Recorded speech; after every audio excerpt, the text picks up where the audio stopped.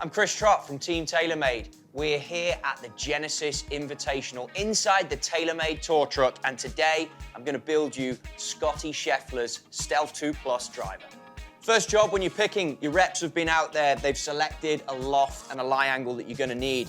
So you come into the drawers of all the product and you're trying to cherry pick the exact one you want. Now, Scottie is particular in the sense that he wants an 8-degree head. It starts its life at 8. It's a shell of 8 degrees, but the actual loft is 7.9. I can cherry pick looking at what is on here, how that's going to be. That then gives you face angle, which is going to give him the perfect launch and spin that he needs to get everything out of this Stealth 2 product. Lie angle 59, that's how the golf club is going to sit to him, the player. If he's going to hit any golf shots out there that wants them on the perfect start line to maximize forgiveness, that piece is critical too. Keeping on the theme of lie angle and face angle, it's all I'm looking at for now. I've picked the shell of what I want, but I have options when it comes to the degrees of the loft sleeve. You too can change this on your driver. I know that this is sitting in standard right now and it's giving me what I need. I'm going to check this loft sleeve. It's a 1.5 degree sleeve, which means each turn I make away from it will change the loft and the lie of that. Even for you, the casual golfer, that is going to give you a different ball flight. Just going to check, like I say there, I've got other degree options. Click it back in. Now we know where we're at on that one. We can move and get a golf shaft before we put this thing together. We have some of the best golf shafts in the business sat in these drawers. Scottie uses the Fujikura 7X Ventus Black. We offer all the different colors. As you've seen, you can get them all through TaylorMade as well. The black is going to be the firmest one in the tip section. Again, that comes down to controlling the flight, optimizing the numbers. Our team here out on the range has worked with him that this is the choice he makes. Once you've picked the golf club, you can put it together, put it down. Again, I mentioned to you about face angle, lie angle, how that thing looks. I can get a feel now for how the toe peels away. I can see the twist face. I can see the 60 layers of carbon. It frames the golf ball. This is going to come together well. We tip the golf club. So Scottie's going to take a 1-inch tip on this golf shaft. Again, it just tightens it up a bit for his speed that he delivers as a player. I got 2 pens out here, obviously for the reason that this is, like I mentioned, the Ventus Black. So if you put the yellow on it, it contrasts through as to what I can see. I've got 1 inch there, and I'm just going to, as I put this through, spin the golf shaft.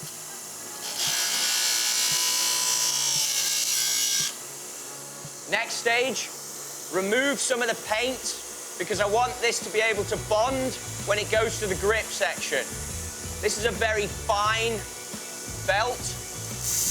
I'm not pushing hard, just lightly, that's it.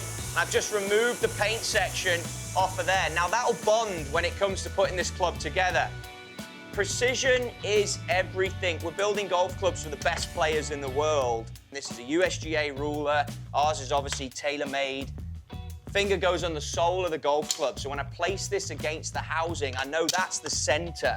Now, if I was to put this golf shaft against the back of the ruler, I'm gonna get a different length also as if I'm near the front. Now I pick up the black Sharpie with the fine tip because I wanna know I'm gonna go straight through my Sharpie line.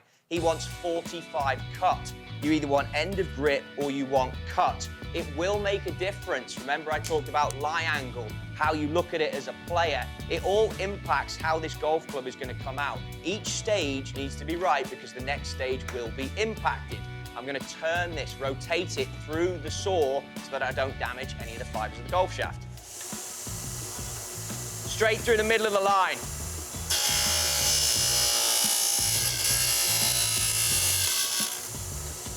Perfect. And just a little burr on there. Just get rid of that. Fibers down there into the extraction fan. Now you have a perfectly tip and butt cut golf shaft. The sleeve, we've managed to hit 1.5 for the loft and the lie that he needs. The next stage is to get this bonded. 2 parts of glue that we use. Technical name on this truck. 1 part honey, 2 parts of the black glue. And you can see this has been going since this morning here. It's still wet. It does have in it this quick center. So when the golf shaft goes into the loft sleeve, which is how it's all gonna work, the beads that make it in the center ensure that that goes perfectly aligned in the middle as the beads go around the golf shaft. You don't need excessive amounts of glue when it comes to doing this, but you do need complete coverage. Remember the stage before, I took the paint off the golf shaft, so now you just cover that enough. Try and keep it clean in terms of excessive amounts of glue going everywhere. This is the stage when you could make a mess if you get it wrong.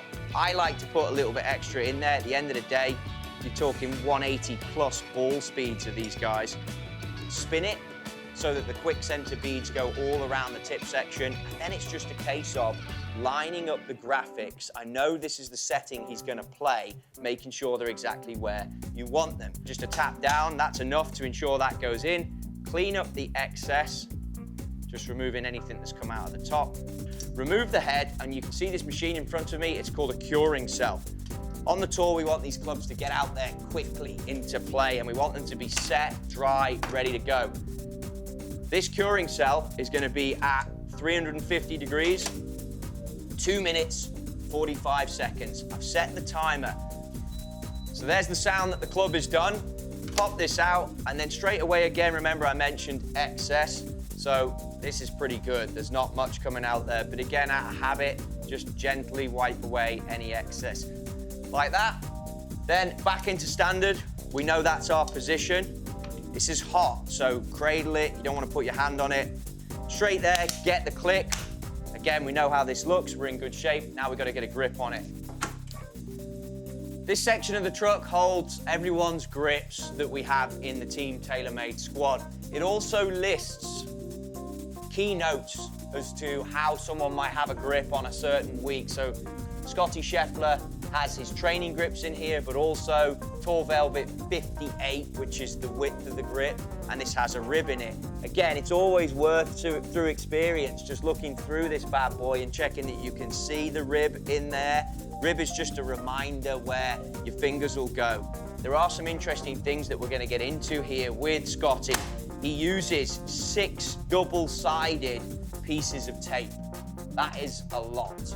A lot of you might be sat there thinking, okay, he uses 6 double-sided pieces of tape. Why wouldn't he just use a mid-size? Because it's the durometer and the feel of the grip as to why he doesn't go down that route.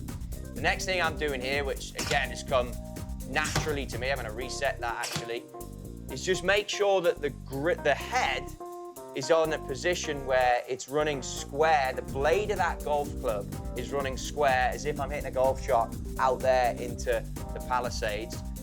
The way I do it though, to get the first one off, length, I now know if I go finger just over the back end and put the spine of this tape, I'm gonna refer to it as, but the side of the tape straight down, wrap it round gently. Again, it's all, each step is about thinking about the next step. This first piece needs to go on perfectly well so there's no ridges. So now I know, looking at this, that we've got a good starter piece. And look, if we don't have a good starter piece, then the rest of them is not going to be right. So I've got to hit 5 more tapes on that. Now, I mentioned about the edge of the tape down the middle. I now put the second piece with the middle of the tape over the edge. Again, Scottie is sensitive to feeling the rib in the grip. He's sensitive to feeling any ridges in the grip. He's got 6 tapes going on there, so I don't want to excessively build up any rib just through the tape. Hence why the third piece goes over the crease in the tape again. Finger goes down, palm goes over, wrap that tape, wrap it round. Another perfect piece. That's 3. And for the last piece, same deal. Straight cut at the back end, cover the rib. Perfectly on there, and now I've got that flat area. Make sure it's flush. Remember, we went 45 cut, so if I go in 45 cut, I know I've got to get that perfect. Solution. I will do for 6 tapes. Probably gonna do an extra one. It's not in any great rush to hit this, so just to ensure that this goes on and I've got the ability to get my alignment exactly how I want it. You can see here, the grip just covers the end of the tape. So again, putting the extra line of solution on there, and because it's got a rib, I can just spend a bit of time now ensuring that this decal at the top, that one down near the club head end, is perfectly aligned with my eye. It goes through the middle of the manufacturer's logo on this particular grip, so I'm in good shape. Wipe away the excess at the back, wipe away the excess at the bottom. You're not done on your gripping station yet, because you can see here, I've told you this is a rib or a reminder, as some people refer to it as. I also want to ensure that this decal here is perfectly aligned with this one at the bottom. Okay, perfect. We've got the grip on, we've got the club assembled. You might think that's ready to rock. This is probably the most important phase now we're going to get into, and it's the balance point of the golf club. And we're going to use our swing weight machine. It's key because it gives you the feel of the golf club. So into this area now, they want 18 grams in the front weight and 19 grams in the back weight.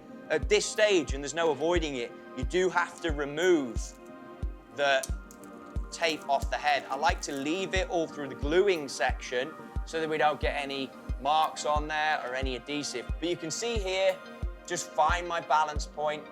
Great part is the reps have written out what I need to do, but I'm trying again, and I'm looking just on the top here. You can see a letter and a number. I'm trying to find a perfect weight. So we want 19 gram back weight, 18 gram front weight.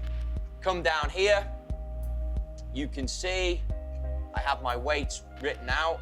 Let's start with the 19 gram back weight. Just remove the weight.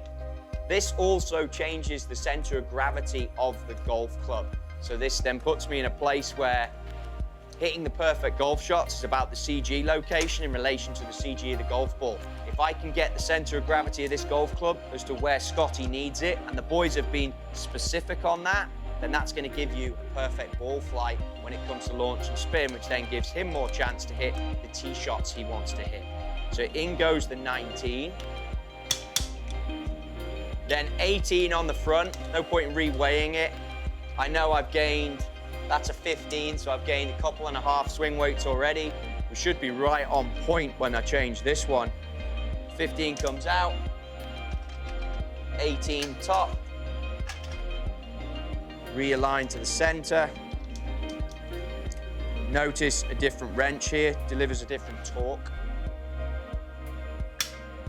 Okay. This should be bang on the money when it comes to swing weight.